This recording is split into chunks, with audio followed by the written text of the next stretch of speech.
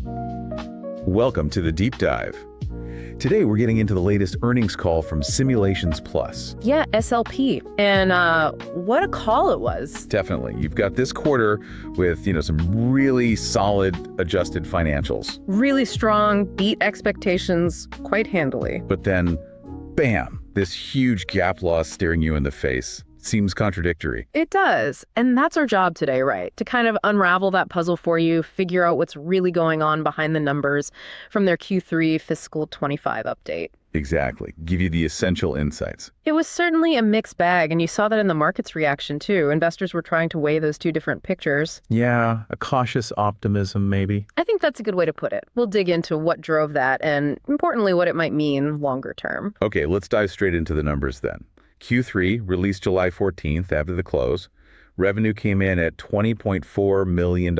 Which, on the face of it, is up 10% year over year. It's pretty good, but there's a catch. Always is, isn't there? That includes $2.4 million from the Proficiency acquisition they made. Right, so if you strip that out, look at it organically. Revenue is actually down 4%. Okay, so a decline there. Why was that? Primarily lower QST software revenue and also a dip in their biosimulation services. Got it. But then you flip to adjusted earnings per share. And that's where things look quite rosy. $0.45, way above what the street was expecting. A big beat.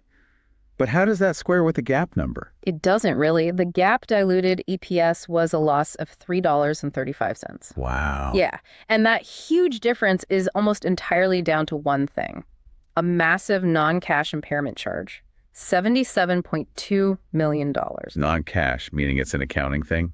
Doesn't hit their bank account right now? Exactly. It's related to prior acquisitions, basically writing down the value on the books. Doesn't impact current cash flow, but it makes the GAAP earnings look, well, terrible. Okay. What about adjusted EBITDA? That looked pretty healthy, too. Right. $7.4 million. That's 37% of revenue. And that's up from last year. Significantly up. It was 30% last year. So good margin expansion on an adjusted basis. Okay, let's break down that top line a bit more. Software versus services. Right. Software sales grew 6%. Decent. Services revenue actually saw stronger growth, up 17% overall, but remember that includes Proficiency. Ah, right, and margins. Overall gross margin was 64%. Software margin, very strong at 80%. Services margin, quite a bit lower at 38%. And operating expenses, I know they mentioned excluding the impairment. Yeah, if you pull that out, R&D was 6% of revenue, sales and marketing 13%, G&A was 30%. So total OpEx, excluding impairment, was 49% of revenue. Which is down from last year. Yeah, down quite a bit from 61% last year. So they're managing costs on that front. And cash position. Debt. Ended the quarter strong there. $28.5 million in cash and short-term investments, and importantly, no debt on the balance sheet. So how did the market take all this? You said cautious optimism. Yeah, maybe even relief is a better word. The stock ticked up a bit, not dramatically, but on much higher volume than usual. So investors were focused on the adjusted numbers. Seems like it. They looked right past that big impairment charge, focused on the adjusted beat, the software resilience, the margin expansion. Which makes sense given where the stock had been. Absolutely. It got hammered back in June, down 24% after they cut guidance unexpectedly. It was trading near its 52-week low. So the bar was pretty low heading into this print. Very low, which definitely amplified the positive reaction to beating those lowered expectations. And interestingly, pure stocks didn't move much. Suggesting this was very specific to SLP. Exactly. A company-specific relief rally. Okay, let's dig into that elephant in the room, the $77.2 million non-cash impairment. What's the story there? Right. So this is all tied to Proficiency, that acquisition they completed about a year ago. The one meant to push them more into clinical operations, double their market size. That's the one. But management's basically saying now that, look, despite the long-term potential, Proficiency's training platform and medical communication services are hitting some serious market headwinds right now. What kind of headwinds? Things like delays in clinical trial starts, companies tightening their belts on commercialization budgets. It mirrors the slowdown we're seeing in the broader biosimulation market, too. So because of these headwinds, their outlook for revenue from those specific Proficiency services, looking out through Fiscal 25 and into 26, it's decreased. So they decided, prudently perhaps, to write down the value of that asset on their books to better reflect its near-term market value. Okay, so what are these market headwinds more broadly? You mentioned they're affecting the services segment beyond just Proficiency. Sounds tough out there for their clients. It really is. The biopharma market's been in a difficult spot for a few years now, actually. What's driving it? It's kind of a perfect storm. You've got large pharma dealing with big drugs coming off patent, plus pricing pressure from things like the Inflation Reduction Act. Okay. Then on the biotech side, the smaller companies, venture capital funding has really pulled back.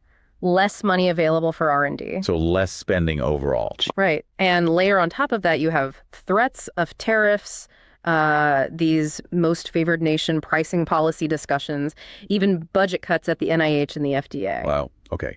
Lots of uncertainty. A lot of uncertainty. And that makes companies cautious about spending. So while SLP's software keeps growing because it's essential. Services take the hit. Exactly. Services revenue, which was, 38% of their total this quarter, has been significantly impacted by clients just constraining costs, delaying projects. And do we see concrete examples of that impact in Q3? We did. They specifically called out a slowdown in services bookings during the quarter. That means less new work coming in the door, which will hurt project flow soon. Oh, yeah.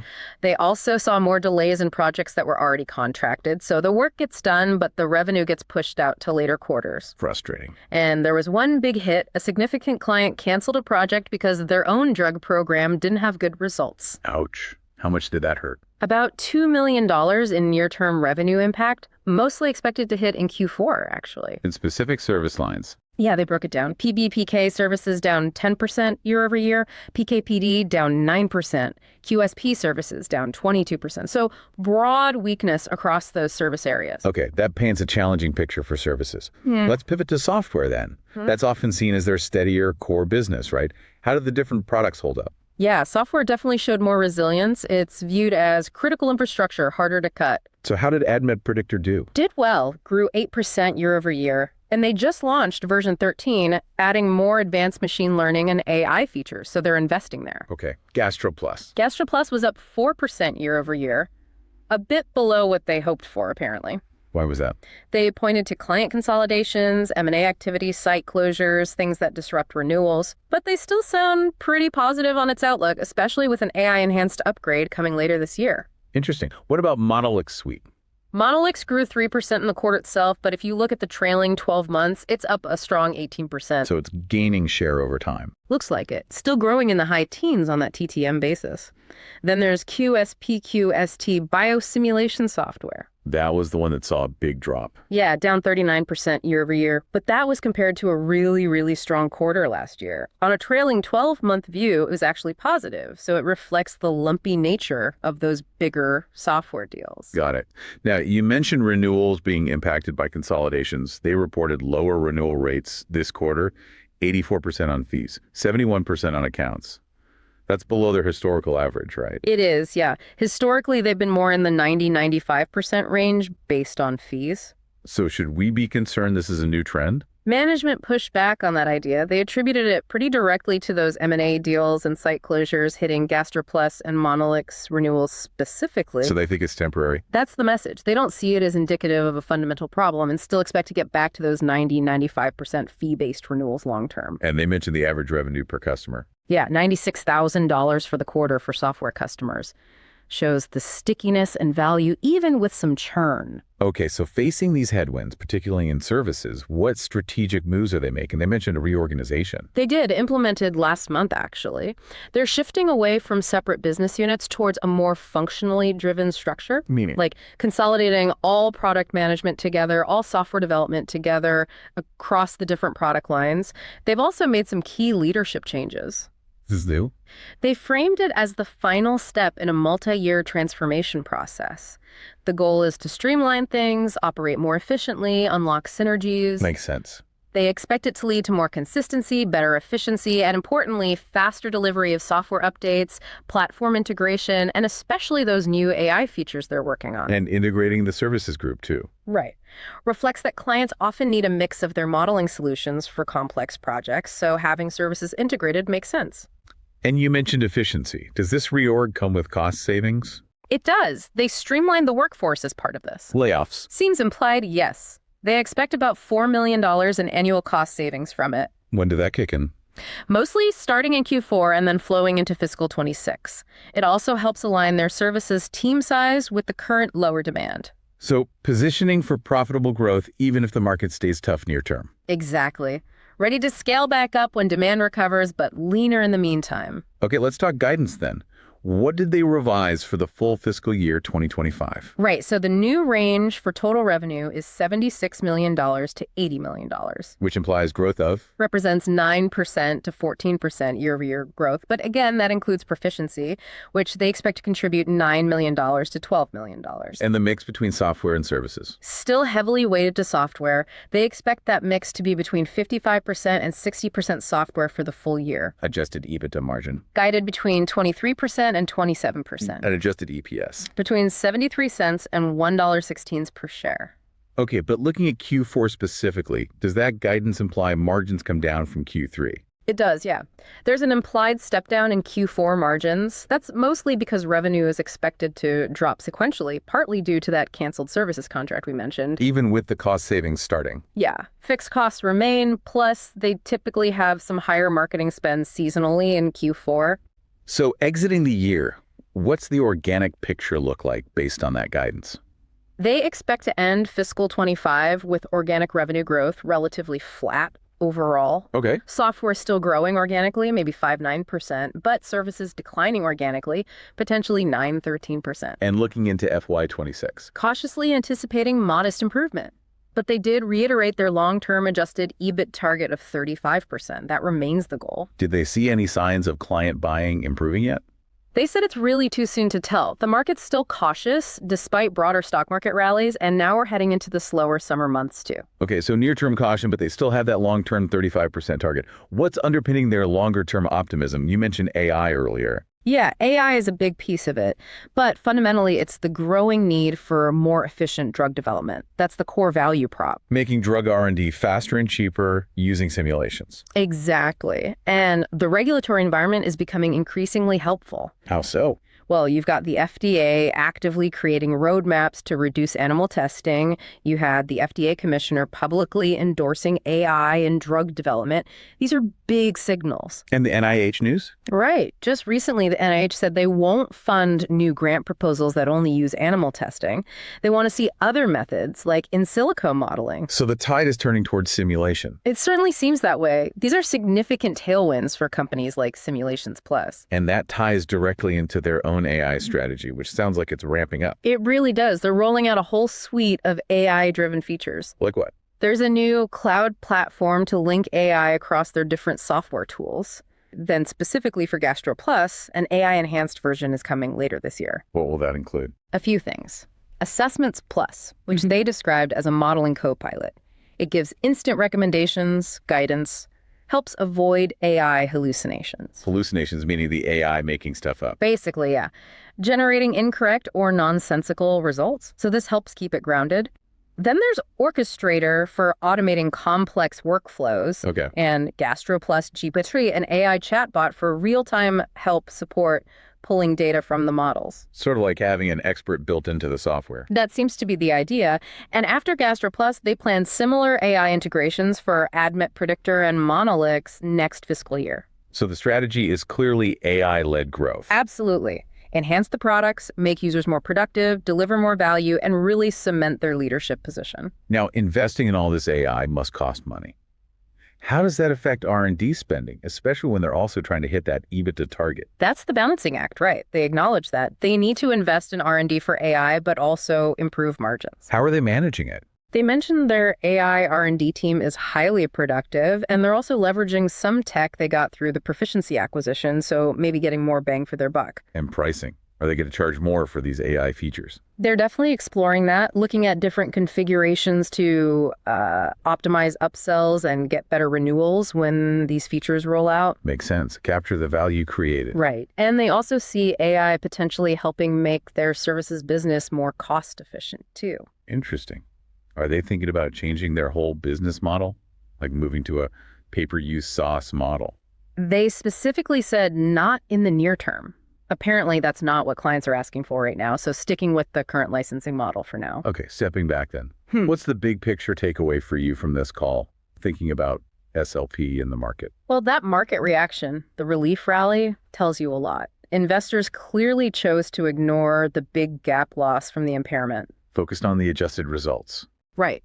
The beat there, the software strength, the margin expansion, and the fact peers didn't rally suggests the market saw this as SLP getting its own house in order. Giving management credit for the reorg and the AI push. I think so. Seeing those actions, the cost savings, the AI roadmap as potential ways to offset that ongoing weakness in the services side of the business. But the key phrase is potential. And what did management say was the absolute biggest factor holding things back right now? Was it one specific thing? Interestingly, no. They use the phrase a plethora of uncertainties. A plethora. Yeah, meaning it's not just one issue like funding drying up or regulatory hurdles. It's the combination of all those things we talked about: patent cliffs, IRA, funding, tariffs, NIH, FDA budgets. That's general caution across the board. Exactly. That broad uncertainty, they believe, is what's making clients hesitant to pull the trigger on bigger spending decisions. It's a waiting game for that list of worries to get shorter. So what are the implications for the future then, for you listening? Well, you have these strong long-term tailwinds, the regulatory shift towards simulation, the potential of AI, that's undeniable. Okay. But as management cautioned, it takes time for those high-level regulatory goals or new tech features to actually translate into dollars and cents on the income statement. Patience is needed. Definitely.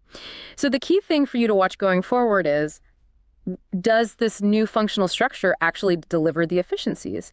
And more importantly, do those AI product launches start to noticeably accelerate software growth or improve margins in fiscal 26? That's when they expect modest improvement. Right. Can they offset the services drag and start making real progress towards that 35% adjusted EBITDA target? It all hinges on how quickly these market dynamics shift and how well they execute on the AI strategy. Okay, let's shift gears to our final segment. And just a reminder, this is purely for entertainment and discussion, absolutely not financial advice. We're not telling you to buy, sell, or hold anything. Definitely not. Just kicking around ideas.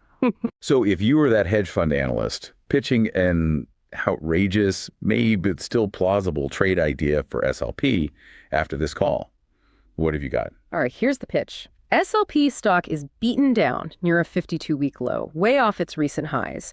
It just got a small relief bump on an adjusted beat, even with that huge impairment and the services mess. Set the stage. So the wild but plausible play: buy some deeply out-of-the-money call options. Maybe looking out to early 2026, targeting, say, a 50% jump in the stock from here. Okay, that's bold. What's the thesis? The outrageous part is we're betting against consensus. We're betting the bio-pharma spending environment stabilizes faster than people think, and we're betting on a pull-forward effect from their new AI tools. The market's hung up on the short-term services problems, the guidance cuts. They're underestimating how sticky that core software business is. And underestimating the AI impact. Exactly. Underestimating how quickly clients might adopt tools like GastroPlus GPT once they see the efficiency gains.